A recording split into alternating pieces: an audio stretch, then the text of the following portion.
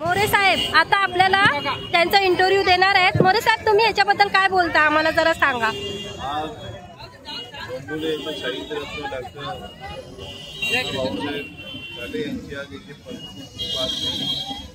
आज त्यांची विचारसरणी त्यांचं साहित्य संपूर्ण देशभर असेल, आपण परदेशात असेल, येण्याचं काम ज्या साहित्य अनावसाठी खरं तर आपणही त्यांचं मोठ घेतला पाहिजे। आणि आज या डोंबिवली या डोंबिवलीच्या मुख्य ठिकाणी आज त्यांचा जयंतीच्या कार्यक्रमामध्ये आदरांजली व्हायला सर्वच आपण जमलेलो आहोत।